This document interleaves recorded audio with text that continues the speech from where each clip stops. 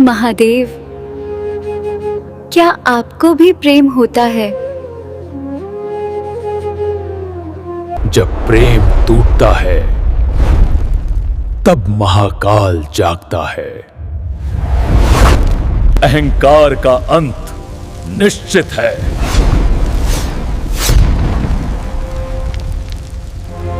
कहते हैं प्रेम इंसान को बदल देता है, लेकिन क्या होगा अगर प्रेम स्वयं महाकाल को बदल दे? क्या होगा जब वो देव जिसके क्रोध से ब्रह्मांड कांपता था पहली बार किसी की आंखों में खो जाए? और क्या होगा जब वही प्रेम आगे चलकर पूरे संसार के विनाश का कारण बन जाए? ये कहानी है भगवान शिव और माता सती के उस प्रेम की, जो भक्ति से शुरू हुआ लेकिन अंत हुआ तांडव और विनाश में। वो राजकुमारी जिसे महादेव से प्रेम हो गया। बहुत समय पहले हिमालय के पास बसे एक विशाल राज्य में राजा दक्ष का महल चमकता था। दक्ष एक शक्तिशाली राजा, एक घमंडी शासक, जिसे अपनी शक्ति और प्रतिष्ठा पर बेहद अभिमान था। लेकिन उसके महल में जन्मी एक बेटी बाकी सबसे अलग थी, सती। सती बचपन से ही किसी और दुनिया में खोई रहती थी, जहां बाकी राजकुमारियां गहनों और महलों में खुश थीं। वहीं सती घंटों ध्यान में बैठती, ओम नमः शिवाय का जाप करती। राजमहल के लोग कहते राजकुमारी पर किसी तपस्वी का प्रभाव है, लेकिन कोई नहीं जानता था कि सती के सपनों में हर रात एक रहस्यमय योगी आता था। वो रहस्यमय योगी कौन था? लंबी जटाएं, नीली त्वचा, माथे पर चंद्रमा और आंखों में ऐसा सन्नाटा जिसमें पूरा ब्रह्मांड समा जाए। सती हर रात उसी चेहरे को देखती और सुबह उठकर उसी का चित्र बनाती। एक दिन महल में एक ऋषि आए। उन्होंने सती का बनाया चित्र देखा और अचानक उनके हाथ कांपने लगे। उन्होंने धीरे से कहा, राजकुमारी, ये कोई साधारण योगी नहीं, ये स्वयं महादेव है। सती का दिल जोर से धड़कने लगा, क्योंकि जिसे वो सपनों में देखती थी वो कोई इंसान नहीं, स्वयं भगवान शिव थे। जब राजा दक्ष को ये बात पता चली तो पूरा महल कांप उठा। एक भिखारी योगी, श्मशान में रहने वाला, सांप पहनने वाला। दक्ष ने क्रोध में सिंहासन पर हाथ मारा, मेरी बेटी किसी तपस्वी से विवाह नहीं करेगी। लेकिन जितना दक्ष शिव से नफरत करता गया, सती का प्रेम उतना गहरा होता गया। अब सती दिन रात बस शिव का नाम जपती, ना भोजन ना नींद, बस एक ही इच्छा, मुझे शिव चाहिए। कैलाश पर बैठा वो योगी, उधर कैलाश पर्वत पर शिव गहरे ध्यान में लीन थे। उन्हें संसार से कोई मतलब नहीं था, ना प्रेम से ना रिश्तों से। लेकिन एक दिन उनके ध्यान में अचानक एक आवाज गूंजी, महादेव। शिव ने आंखें खोलीं और पहली बार उन्होंने किसी आत्मा की पुकार महसूस की। वो सती थी। महादेव शांत थे, लेकिन उनके भीतर कुछ बदलने लगा था। राजा दक्ष ने सती को रोकने की बहुत कोशिश की, लेकिन सती ने सब छोड़ दिया।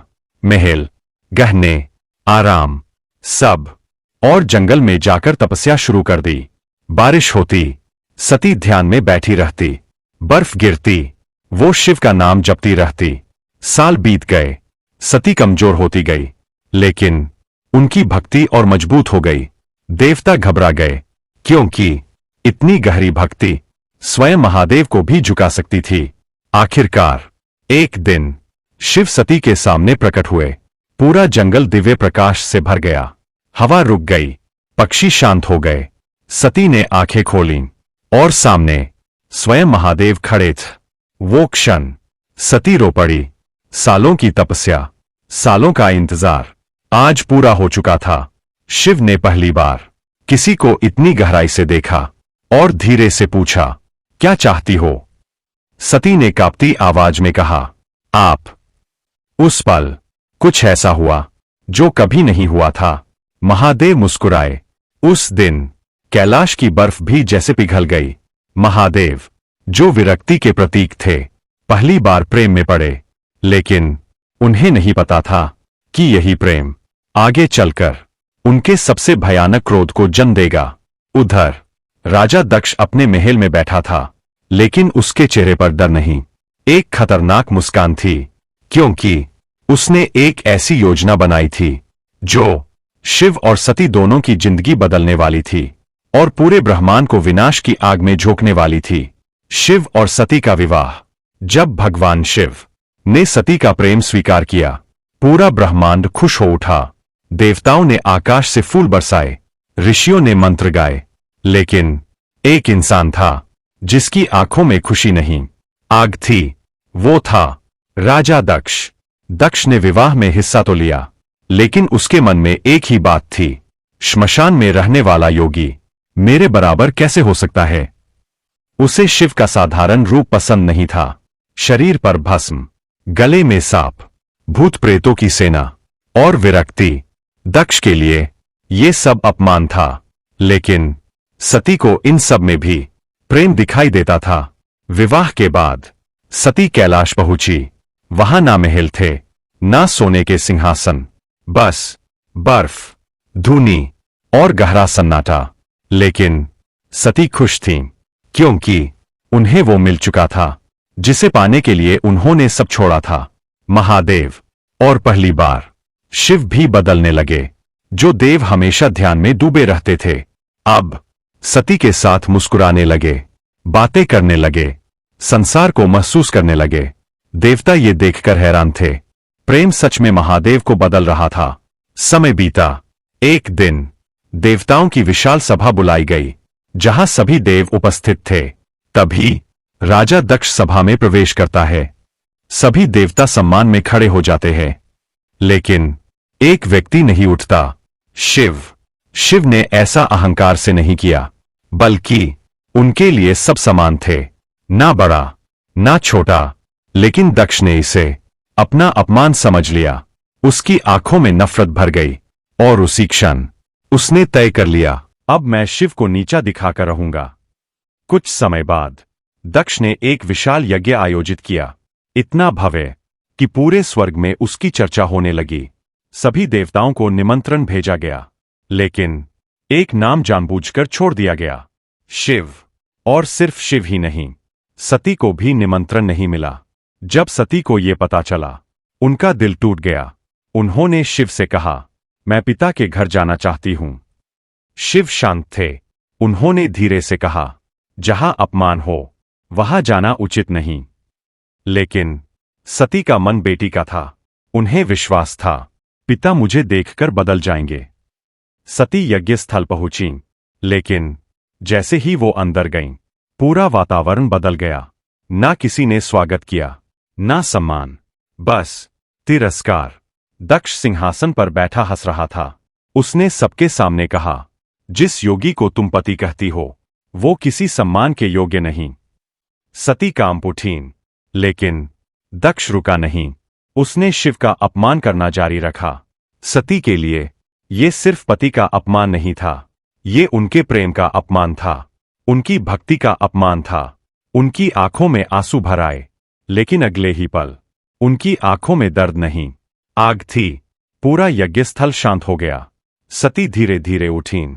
उन्होंने चारों ओर देखा और भारी आवाज में कहा, जिस शरीर को आपने जन्म दिया, आज मैं उसे यही छोड़ रही हूं। सभी देवता घबरा गए, लेकिन बहुत देर हो चुकी थी।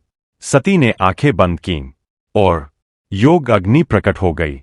कुछ ही क्षणों में सती उसी अग्नि में समा गईं। पूरा ब्रह्मांड कांप उठा। उधर कैलाश पर ध्यान में बैठे शिव अचानक कांप उठे। उनकी आंखें खुलीं और पहली बार महादेव की आंखों से आंसू निकले।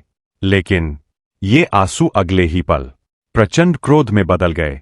आकाश काला हो गया, धरती हिलने लगी, ग्रह कांप उठे, क्योंकि अब प्रेमी शिव नहीं, महाकाल जाग चुका था। शिव ने अपनी जटाएं खोलीं और भयानक गर्जना की, दक्ष। उस गर्जना से देवता तक डर गए। फिर शिव ने अपनी जटाओं से एक अग्निपुंज निकाला और उसे पृथ्वी पर पटक दिया। उस अग्नि से जन्म हुआ एक ऐसे योद्धा का जिसकी आंखों में सिर्फ विनाश था, वीरभद्र। उसका रूप, विशाल शरीर, आग जैसी आंखें, हाथों में भयानक अस्त्र और चेहरे पर ऐसा क्रोध जिसे देखकर मृत्यु भी डर जाए। वीरभद्र ने जन्म लेते ही पूछा, प्रभु, आदेश।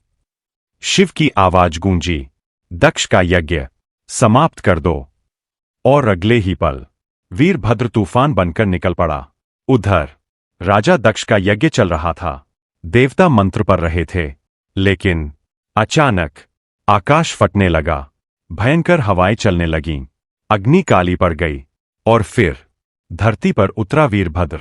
जैसे ही उसने कदम रखा, पूरा यज्ञ स्थल कांप उठा। देवता भागने लगे, क्योंकि वो कोई साधारण योद्धा नहीं था। वो शिव के क्रोध का रूप था।